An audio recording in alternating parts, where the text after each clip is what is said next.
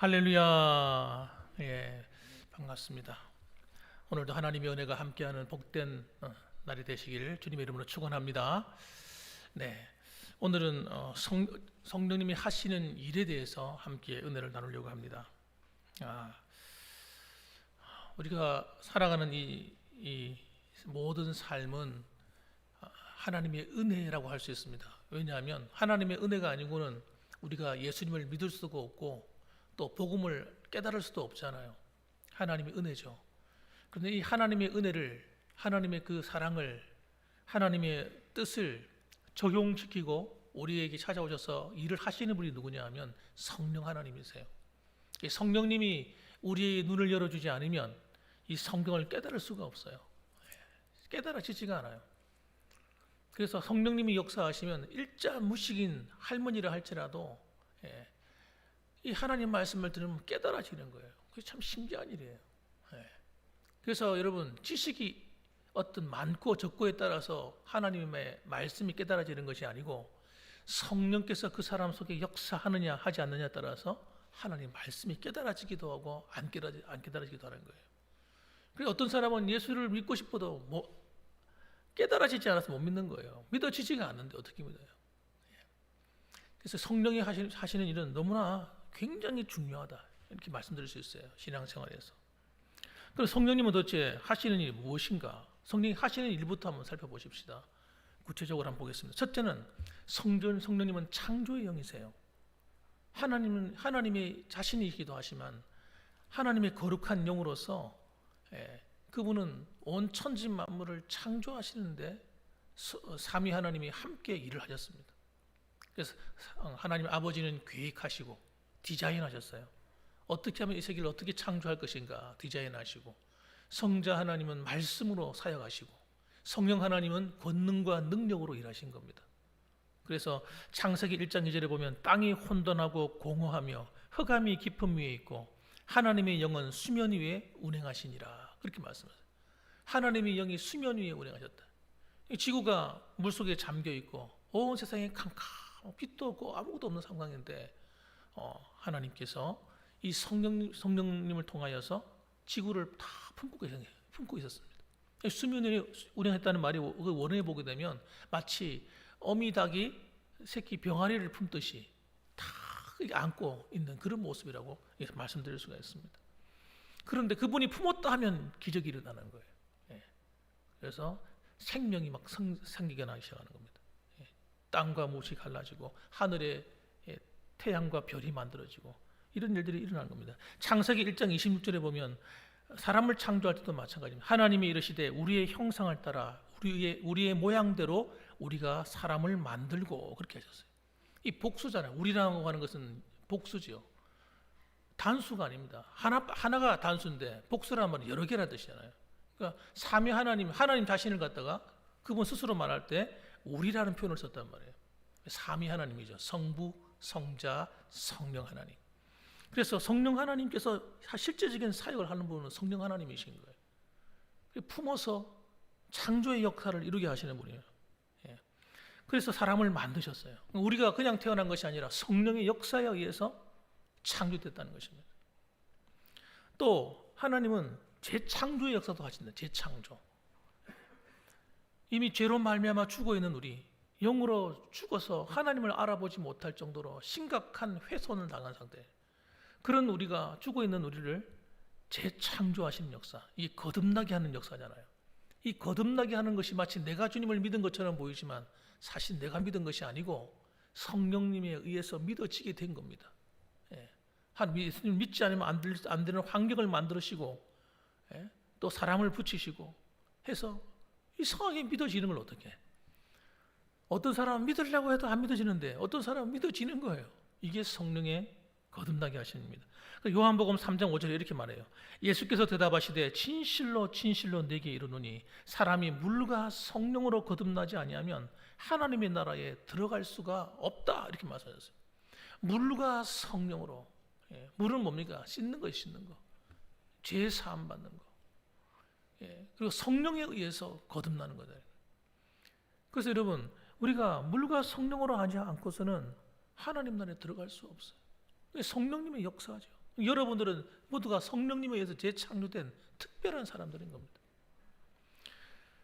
그리고 그뿐만 아니죠. 고린도전서 3장 16절에 보게 되면 여러분 주님께서 성령님께서 우리 안에 들어와서 사시는 거예요. 예수님을 믿는 사람마다, 예수님을 영접하는 사람마다 예수 그리스도께서 직접 모든 사람의 마음속에 들어갈 수가 없어요. 예수님은 한 분이시기 때문에. 예수님이 여러 명이 아니거든요. 그러니까 그런데 주님께서 동시에 여러 사람의 속에 거할 수가 없는데 성령으로는 거하실 수가 있어요. 그래서 성령님이 오셔서 예수님을 영접하는 사람들 마음마다 들어가시는데 어떻게 들어가시느냐? 따라합시다. 쏙 들어가시는 거예요. 천천히 한 1년 뒤에 잘 믿는가 보고 한번 들어가고 이런 게 아니고 신앙이 좀 성장해서 한 10년쯤 상황을 한번 보고 우리 안에 들어오시는 것이 아니고 예수님을 믿는 그 순간 주님께서 성령께서 우리 안에 그리스도의 영이 들어오셔서 함께 살아주시는 거예요. 그래서 우리 몸이 하나님의 성전이 되었다고 바울이 증거하는 겁니다. 너희 몸이 하나님의 전인 줄 알지 못하느냐. 그래서 거듭난 성도들은요, 그래서 어떤 일이 일어나냐, 성령님이 들어오시게 되면 일어나는 변화가 또 있어요. 뭐냐면 죄를 싫어하게 됩니다. 진짜 거듭난 사람은요, 죄 있는 걸 좋아하지 않게 돼요. 그리고 나쁜 생각만 해도 양심에 갇히게 돼요. 내가 그러면 안 되지. 누가 말해주는 것도 아닌데 그냥 그런 거예요. 예배 드리는 가운데 내 죄가 막 깨달아지는 거예요. 이 성령님의 역사예요. 성령님이 나를 깨우치신 거예요. 이걸 갖다가 다른 말은 어떻게 말했느냐. 성령은 모든 성도를 인친다고 말씀했어요. 인친다. 도장을 찍어서 인친다는 거예요. 에베소서 1장 13절 말씀 보면 그 안에서 너희도 진리의 말씀 곧 너희의 구원의 복음을 듣고 그 안에서 또한 믿어 약속의 성령으로 인치심을 받았으니 이렇게 말합니다. 약속의 성령으로 인치심을 받았다. 주님이 우리 안에 들어오셔서 거하시는 것을 갖다가 어떻게 말했냐면 도장으로 인쳤다는 거예요. 그 인을 친다고 하는 것은 여러분 소유로 삼는다는 뜻입니다. 너는 내 거야 하는 거예요. 그래서 도장을 찍는 순간 그때부터 사탄은 그 사람을 함부로 해야 수 없어요. 하나님의 허락이 없이는 시험도 함부로 할 수 없어요.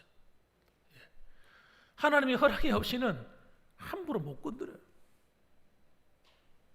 하나님의 소유이기 때문에. 그래서 하나님께서 그 사람을 지키고 보호하는 거예요.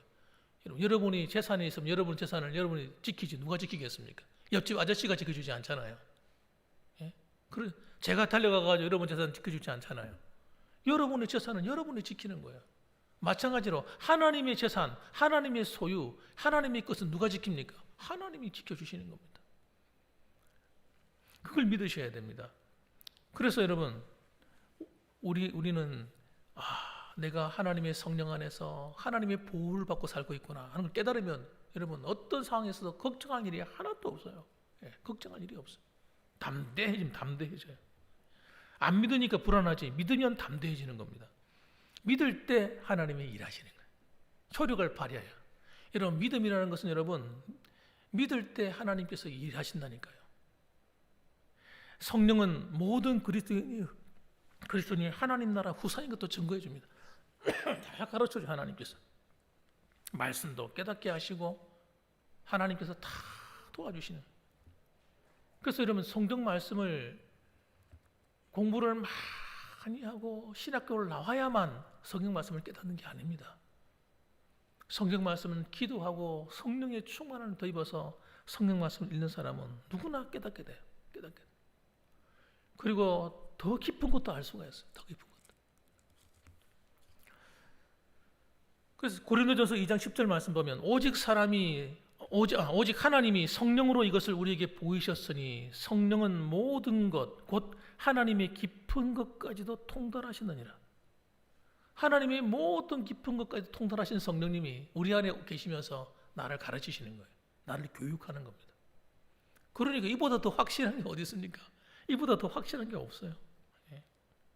그래서 예수님께서는 이 성령님을 보내고 싶어서 견딜 수 없어 하는 거예요. 보내야지. 성령님을 보내야겠다. 그래서 요한복음 보면 요한복음 12장, 13장, 요한복음 14장, 15장, 16장 긴 장에 걸쳐서 성령님 성령님을 보내주겠다고 약속하고 또 약속하는 거예요. 너무나 중요하니까. 그 신앙생활에서 성령님을 빼버리면 여러분 되는 일이 하나도 없어, 하나도 없어. 그렇게 중요한 겁니다. 그런데 우리가 성령님에 대해서 관심을 가지지 않고 살면 되겠습니까? 성령님께 대해서 관심을 가져야 되는 거죠. 따라합시다. 성령님, 성령님, 더 알고 싶어요. 성령님을 더 알고 싶어 하셔야 됩니다. 성령님, 내 안에 와서 함께 해주세요. 함께 하는데 어떻게 함께? 따라합시다. 성령님, 충만히 함께 해주세요. 이 기도를 여러분 항상 하셔야 돼요. 항상. 제가 왜 그런 말씀을 드리냐면 성령님의 성충만에 대한 이야기는 기도는 여러분 계속 해야 된다는 깨닫게 하시다 하나님께서. 성령 충만은 항상 그 상태가 유지되지 않기 때문에 내가 늘 하는 말씀입니다. 성령님 성령 충만은 여러분이 주를 위해서 봉사하고 섬기고 일하면 그 성령의 능력으로 일하기 때문에 그 능력이 빠져나간다 내 안에서 흘러나가는 거예요. 흘러나오고 나면요 또 채워야 돼요. 이게 좀 신비한 부분이에요. 왜 하나님께서는 계속 충만하게 놔두지 않으시고 계속 또 새롭게 충만을 받게 하실까? 우리가 여러분 우리가 하나님 앞에서 믿음으로 살아야 되는데 믿음으로 살지 않고 세상 것 짝하고 살고 하나님 기뻐하지 않는 일을 하고 살고 이러면요 성령을 근심하게 만드는 거예요. 성령을 근심하게 하면요 성령님이 역사하지 않는 거예요. 그래서 그럴 때는 어떻게 됩니까? 재충전을 받아야 돼요. 어떻게 회개하셔야 돼요. 하나님 그때는 제일 좋은 방법은 회개해야만 성령께서 우리 안에 충만히 와집니다. 회개하지 않고 자기가 회개하지 않고 성령 충만 주세요 이러면요 성령님께서 근심만 하고 탄식만 하시는 거예요. 아이고 이놈아 그게 아니잖아. 너 좀 이 안에 네가 더러워서 내가 함께 앉아 있을 수가 없어. 충만할 수가 없어. 좀 청소부터 좀 해라. 내가 거할 집을 좀 깨끗이 좀 청소 좀 하고 살아. 주님께서 그렇게 말씀하시는 거예요. 그래서 여러분 우리는 여러분 저절로 깨끗해지지 않습니다. 저절로 우리가 건강해지지 않습니다. 저절로 좋아지지 않습니다. 예를 들어 보면 집안 살림을 살아보면 알잖아요. 저는 사실 어릴 때 어머니가 다 해주다 보니까 뭐 저절로 청소가 다 되는 줄 알았어요. 저절로 그냥 저절로 다 뭐 빨래도 다 알아서 다 되고 나는 별로 신경 쓸 게 없는 줄 알았어요. 그런데 독립을 내가 딱 살아보니까 저절로 되는 거는 하나도 없는 거예요.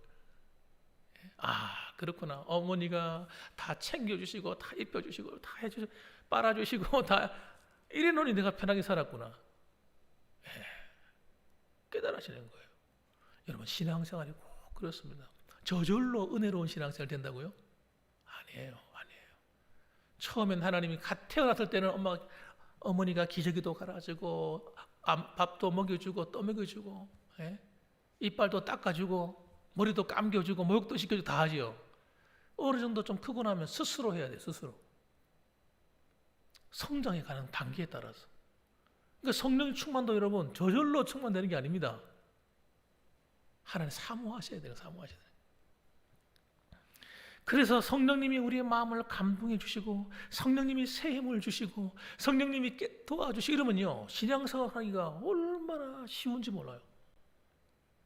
쉽다니까. 즐거워요. 신앙생활하는 것이 행복해. 어떤 시련이 와고 어려움이 와도 그 어려움이 안 돼요. 다 극복하게 되고요. 다 이기게 돼요. 그런데 내가 성령 충만하지 않은 상태에서 시험을 만나면요 그 시험에 걸려서 넘어지는 거예요. 그것 때문에 신앙이 떨어지고 그것 때문에 낙심하고 그것 때문에 뒤로 물러서고 그것 때문에 힘을 잃어버리고 그것 때문에 속상하고 이렇게 되는 거예요. 성령이 도우심이 없이는 안 된다니까요.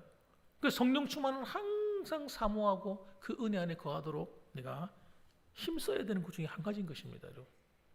그래서 성령님은 우리를 도우시는데 그분이 우리 안에 거하시면요 우리가 때로는 힘들어도 하나님이 알아서 다 도와줍니다. 이 성령님은 정말 좋으신 분이에요. 마치 엄마와 같아요. 엄마. 로마서 8장 26절 보면 이와 같이 성령도 우리 연약함을 도우시라니. 우리의 약함을 도와주시는 거예요. 그분이 우리 안에 충만히 계시면요 우리가 그분의 보호를 받기 때문에 얼마나 신앙생활이 여러분 즐거운지 몰라요. 그 신앙생활이 힘들다고 하는 사람들은 어떤 사람들이냐? 영적으로 성령 충만하지 못하기 때문에 그런 겁니다. 따라합시다. 성령 충만하여 신앙생활 합시다. 옆에 분들하고 이야기해 주세요. 시작. 앞뒤로도 얘기. 시작. 성령 충만하시기 바랍니다. 성령 충만해야 일을 할 때 시험이 안 들어요. 힘들지도 않고요. 재미가 있어요. 그리고 또 한 가지는요. 성령 충만하게 되면 하나님 힘을 주시는데 어떤 힘을 주느냐? 보통 힘을 주는 것이 아니고 권능을 줘요. 권능이 와야 돼. 권능이 오면 권능이 생기나면요. 성령 충만한 교회는 성도들이 정말 신앙생활을 얼마나 재미있게 하는지 몰라요. 그 힘이 능력이 나타나니까. 전도를 하면 능력이 나타나고 찬송을 부르면 능력이 나타나고 기도를 하면 능력이 나타나고 여러분 얼마나 놀라워요. 이왕 신앙생활 할 바에야 그렇게 신앙생활 해야지. 그렇지 않습니까 여러분? 저는 그렇게 생각해요. 이왕 신앙생활 할 바에는 성령의 권능을 봐서 일해야지. 봉사할 때도 성령의 능력을 따라 봉사하고.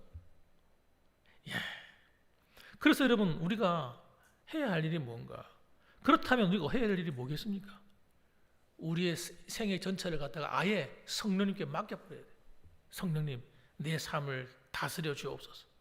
내 성령의 지배권 안에다가 아예 우리 생을 맡겨버리는 거예요. 그냥. 따라합시다. 성령의 지배권 속에 우리의 생을 맡기자. 그게 첫 번째 해야 될 일이에요. 첫 번째. 딱 아예 그렇게 내 마음을 먹어야 돼요. 내가 맡기고 살아야겠다. 그래서 그렇게 하려면 여러분 그렇게 되기 위해서는 어떻게 됩니까? 성령 충만을 덧입어야 돼요. 그래서 예수님을 보십시오. 예수님의 사역을 가만히 보시면 자세히 살펴보시면 예수님이 어떤 분이시냐? 성령 충만함을 입으신 분이에요. 누가복음 4장 1절 보면 예수님이 공생애를 출발하는데 세례식을 끝내고 공생애를 출발하는데 그 모습을 누가가 이렇게 기록했어요. 예수께서 성령의 충만함을 입어 요단강에서 돌아오사 이렇게 말했어요. 광야에서 40일 동안 기도하시는데 금식하며 기도하시는데 이렇게 기도했습니다. 성령에 이끌리시며 이렇게 성령에 이끌리시며 그러니까 그분이 사역이 놀라운 일이 일어날 수밖에. 말하잖아요. 성령님은 능력의 권능과 능력을 나타내시는 창조적인 능력을 나타내시는 분이기 때문에 그분이 우리의 삶에 개입하시면 놀라운 일이 일어나는 거예요. 또 실제로 여러분 사도들도 마찬가지잖아요. 사도행전 2장에 보게 되면 오순절날 성령이 오셔서 충만히 임하는데 각 사람 머리 위에 불이 붙어가지고 타고 있는 거예요. 그 불은 여러분 상징적인 진짜 불이 아니고 성령의 불이거든요. 불과 같은 모습으로 임해 있는 거예요. 이 불은 어떤 것이냐? 확 태워버리는 능력이 있어요. 아주 파워풀한 힘이 있습니다. 그래서 여러분 어떤 일이 일어나는가 보세요. 사도 베드로가 성령이 충만하여 사도행전 4장 8절에 보면 그렇게 말씀하고 있어요. 베드로가 성령이 충만하여 그러니까 그렇게 설교를 하니까 어떤 일이 벌어집니까? 3,000명이 회개하고 돌아오는 거예요. 그 인간적인 힘으로 어떻게 사람을 3,000명이 회개하게 만들어요? 그래서 이런 말이 있잖아요. 옛날에 그 우스갯소리를 말로 야 불의 사자. 야 너는 불의 사자구나. 열심히 있는 그런 목사님들 보면 야 너 불의 사자야 불의 사자. 반 칭찬 반 농담으로 그렇게 말하는 거예요. 여러분 그 성령의 불을 받은 성도가 있습니다. 실제로. 대표적인 목회자가 누구냐면 무디예요. 무디 같은 사람은 진짜 일자무식이거든요. 그 사람이 얼마나 말을 하면 문법이 안 맞아. 그러니까 좀 공부한 사람들은 앉아서 있으면 설교를 듣기가 너무 힘들어요. 사투리도 너무 심하고 학교도 제대로 못 나와서 구두수성공이었거든요. 그 밑에 일하는 사람. 그런데 이 사람이 아이들을 전도하면 아이들이 막 구름대같이 몰리는 거예요. 이분이 말씀을 전하면 수많은 군중이 모이는 거예요. 이야, 여러분 그분이 성령이 불을 받은 분이에요. 불 같은 성령. 그래서 여러분 뿐만 아닙니다. 바나바 같은 사람. 그 초대교회 일꾼들을 가만히 보면요. 전부 다 성령과 관계되어 있어요. 사도행전 11장 24절 보면 바나바는 착한 사람이요 성령과 믿음이 충만한 사람이라. 성령이 충만한 사람이 이에 큰 무리가 주께 더하여지더라. 그렇게 기록하고 있단 말이에요. 바나바가 사도도 아니고 평신도거든요. 평신도 지도자예요. 사도행전 6장 3절에 보게 되면 또 여러분 7 집사를 선택하는데 7 집사를 선택하는 조건이 뭐냐? 성령 충만한 사람이에요. 형제들아 너희 가운데서 성령과 지혜가 충만하여 칭찬받는 사람 7을 택하라. 성령이 충만한데 칭찬받는 사람이 되어야 된다 하고 말씀한 이유는 인격이 바른가 그걸 보는 겁니다. 성령의 능력을 받았는데 인격이 삐뚤어질 수가 있어요. 성령이 충만하면 여러분 그 충만한 일을 하기 위해 주신 은사기 때문에 이게 인격은 아니거든요. 은사기 때문에. 그런데 그 일하는 은사는 받았는데 인격이 안 돼가지고 뒷받침이 안 되는 것 때문에 교회 덕이 안 되기 때문에 그 지도자 일꾼의 자격이 좀 떨어지는 거예요. 그것만 제외한다면 성령에 충만한 사람이 일꾼의 아주 중요한 자질인 겁니다. 사도행전 13장 52절에 보게 되면 또 그 당시에 제자들이 어떤 상태였는가? 이 당시에는 성도를 제자라고 부르더라고요. 초대교회 제자들은 성도들을 가리켜 말하는 겁니다. 이렇게 기록했습니다. 제자들은 기쁨과 성령이 충만하니라. 초대교회 성도의 모습이 기쁨과 성령이 충만하다는 이렇게 표현하고 있습니다. 또 그래서 심지어는 바울 같은 경우는 성도들에게 가르쳤어. 에베소 교회 성도들에게 말하기를 뭐라고 말하냐면 야, 술 취하지 마. 그런 방탕한 거야. 그런데 취할 바에는 차라리 성령의 충만함을 받아라. 그렇게 얘기한 겁니다. 오직 성령의 충만을 받아라. 여러분 신앙생활 할 바야 세상적인 것을 취할 건 뭡니까? 세상에 취해가지고 여러분 뭐 잘 되는 게 뭐가 있습니까? 저는 별로 본 적이 없는 것 같아요. 신앙생활 하면서 세상적인 즐거움에 빠져 사는 사람이 잘 되는 걸 내가 본 적이 없다니까요. 혹시 그렇게 여러분 그런 사람 본 적이 있으면 저한테 좀 말 좀 해주세요. 이왕 믿을 바에는 세상에 취하는 것이 아니라 하나님의 성령에 한번 취해 보십시오. 어떤 일이 일어나는지. 그래서 여러분 우리 봉황교회는 모두가 다 성령 충만한 성도님들. 할렐루야. 할렐루야. 그냥 그렇게 하셔야지. 그렇게 되셔야지. 우리 한번 이야기 한번 해주세요. 이 배운 거는 여러분 서로 이야기해 주십시다. 전달해 주십시다. 양옆으로 앞뒤로 이야기해 주세요. 오직 성령으로 충만합시다. 시작. 니나 충만해라. 그러지 마시고 같이 충만하세요. 같이. 여러분 같이 하셔야 돼요. 같이. 성령으로 충만한 성도들이 되었으면 좋겠습니다. 여러분 왜 이런 말을 하느냐? 말하고 자꾸 하다 보면 이 하나님의 은혜 속에 들어가는 거예요. 가만히 있는 것보다는 서로 말해주고 또 주거니 받거니 하는 가운데 내 마음의 문도 열리고 그렇게 살고 싶은 마음도 생기는 거예요. 그래서 보면 초대교회 사도행전 2장에 임하셨던 성령의 충만함이 거기서 끝나는 것이 아니고 4장에 가면 또 충만해요. 빌기를 다음에 모인 곳이 진동하더니 무리가 다 성령이 충만하여 담대히 하나님의 말씀을 전하니라. 성령이 충만하면 여러분 이득이 너무 많습니다. 기도할 때도 여러분 두렵지 않습니다.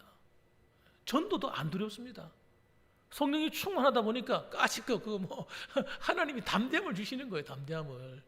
그래서 두렵지가 않아. 성령이 충만하면요 세상의 일들도 잘 지혜롭게 감당합니다. 여러분 제가 자주 말씀드리는 것 중에 한 가지가 성령 충만함 이런 것들은 교회 용어가 아닙니다. 여러분 우리 삶의 용어지. 교회뿐만 아니라 여러분의 직장과 사업이나 사람과의 인간관계나 모든 전반적인 삶의 전체에 성령께서 함께 해주기 때문에 사람이 탁월해지는 거예요. 탁월해져요. 자, 그러면 여러분 우리가 성령 충만해서 성령의 지배를 받아 살기 위해서는 여러분 성령 충만을 받아야 되고 또 한 가지는 그렇게 되기 위해서는 반드시 우리가 거절해야 되는 것이 있어요. 그것이 뭐냐면 육체의 소욕을 거절해야 됩니다. 갈라디아서 5장 16절 말씀 오늘 본문에 보면 이렇게 말해요. 내가 이르노니 너희는 성령을 따라 행하라. 그리하면 육체의 욕심을 이루지 아니하리라. 우리가 성령 충만을 살면요 죄, 육체적인 소욕이나 이런 것들은 다 이기게 되어 있어요. 그런데 우리가 성령을 선택하지 않고 하나님의 성령을 따라 살려는 그런 계획은 내 마음속에 아예 새겨져 있지도 않고 그리고 적당히 그 순간순간마다 세상의 즐거움을 따라 살아가게 되면 어떻게 되느냐? 그 얘기를 하는 겁니다. 육체의 소욕은 성령을 거스리고 17절 말씀 보면 육체의 소욕은 성령을 거스리고 성령은 육체를 거스리나니 이 둘이 서로 대적함으로 너희가 원하는 것을 하지 못하게 하려 함이니라. 그래서 정상적인 신앙생활이 안 되는 거예요. 육체적인 소욕을 따라 여러분 우리가 살게 되면 그런 생각을 갖게 되면 생각만 가져도 성령을 거스리고 하나님의 원수가 되는 거예요. 로마서 8장에는 그렇게 하나님과 원수가 되나니 육신의 생각은 하나님과 원수가 된대요. 그러니까 정상적인 신앙생활이 될까요? 안 될까요? 될 턱이 없는 거예요. 되어지지가 않는 거예요. 여러분 안에 있는 육체의 소욕이 뭐겠습니까? 한번 생각해 보세요. 여러분이 평소에 하는 생각 가운데 육체의 소욕이 뭐겠어요? 가만히 생각해 보세요. 여러분이 말하는 가운데 육체의 소욕을 막 말하고 다니잖아요. 예를 들어서. 그러면요, 우리가 이미 성령을 거스리고 있기 때문에 우리가 성령 충만한 삶을 못 누리게 되는 거예요. 마음은 원이로되 육신이 약하도다. 그래서 여러분, 저는 정말 참된 그리스도인은 생각과 마음으로부터 거듭나야 된다 생각합니다. 생각과 마음으로부터 거듭나서 정말 마음으로부터 평안을 받아야 돼. 그것이 로마서가 말하고 있는 거듭난 구원받은 성도의 삶의 기초입니다. 기초. 그게 높은 수준이 아니고 그게 출발점이에요. 출발점, 기초. 그래서 우리 그렇게 돼야만 어떤 일이 벌어지느냐? 우리 몸을 하나님이 거룩한 산제사로 드릴 수가 있는 거예요. 생각이 들고 마음 자체가 육체의 소욕으로 더럽혀져 있으면, 그 생각이 육체의 생각으로 가득 차 있으면 우리는 성령을 따라 살 수가 없는 것입니다. 그런데 많은 성도님들이 그걸 모르고 그냥 막 살아가는 거예요. 막 사는 거예요. 그 다음에 더 나아가서 어떻게 돼야 되냐? 우리가 성령의 열매를 맺는 수준으로 들어가 버려야 됩니다. 아예. 그래서 우리 수준이 높이가 성령 충만한데, 그 성령 충만이 성령의 인도함 받아서 그분의 권능으로 살아가는 것인데, 그 수준이 육체의 소욕을 거절하고 더 나아가서 성령의 열매를 맺는 수준으로까지 올라가 버려야 되는 거예요. 그래서 갈라디아서 5장 22절 한번 읽어봅시다. 같이 5장 22절 23절 한번 읽어봅니다. 자, 나옵니다. 시작. 오직 성령의 열매는 사랑과 희락과 화평과 오래 참음과 자비와 양선과 충성과 온유와 절제니 이 같은 것을 금지할 법이 없느니라. 이걸 이길 다름한 법이 없다는 겁니다. 여러분, 이것이 우리의 원래의 모습이에요. 하나님이 창조하셨던 원래의 모습입니다. 이게 우리가 좀 정말 수준 높은 어떤 저 멀리 있는 것이 아니라, 사실은 하나님이 창조하셨을 때 이것이 우리 안에 있었단 말이에요. 이 성령의 9가지 열매가 사실은 내 것이었단 말이에요. 내 것이었는데 아담과 하와가 타락하면서 빼앗겨 버렸어요. 사랑 대신에 미움이, 희락과 즐거움 있게 살아야 되는데 즐거움을 빼앗겨 버리고 우울증 환자가 돼 버리고, 화평해야 되는데 화평이 다 깨어지고 관계가 서로 간에 단절되고, 오래 참아야 되는데 참지 못해서 막 혈기가 막 뻗쳐오르고, 흥분하고, 자비해야 되는데 자비로움이 너그러움이 사라져 버려도 없어요. 너그럽지가 않아요. 아주 사람들 바라볼 때마다 그냥 표범처럼 이리처럼 그 눈빛을 바라보는 거예요. 조금만 잘못하는 거 없나? 잘못하기만 잘못해봐라. 자비가 없는 거예요. 자비가. 양선은 적극적인 선을 행하는 건데 선을 행할 줄 모르는 거예요. 선을 행하는 것이 뭡니까? 다 자기의 이득을 따라서 선을 행하는 거예요. 참된 선이 아니죠. 그런 거예요. 진짜 선은 희생하는 것인데 희생하지 않고 내 이득을 바라보고 다 하기 때문에 진짜 양선은 드문 겁니다. 그 다음에 충성스러워야 되는데 요즘 사람들 충성스러운 사람 보셨어요? 직장에서 충성하는 사람은요 참 보기 드뭅니다. 여러분 충성은 여러분 교회나 세상에서 우리가 다 가져야 될 성령의 열매예요. 그런데 충성하지 않고 적당히 하고 싶은 마음들이 얼마나 많은지 모릅니다. 온유와 절제, 좀 절제하지 못하는 사람 많죠. 이런 것들. 이게 사실 이게 전부 다 나 것이었다고, 내 것이었다고요. 우리는 여러분 성령 안에서 이 모든 것을 내 것으로 만들어 누리는 저와 여러분 되시길 바랍니다. 예, 성령의 열매까지 맺으셔야 돼요.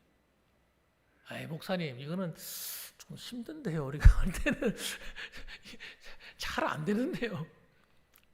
잘 안 되는 게 아니라 잘 됩니다.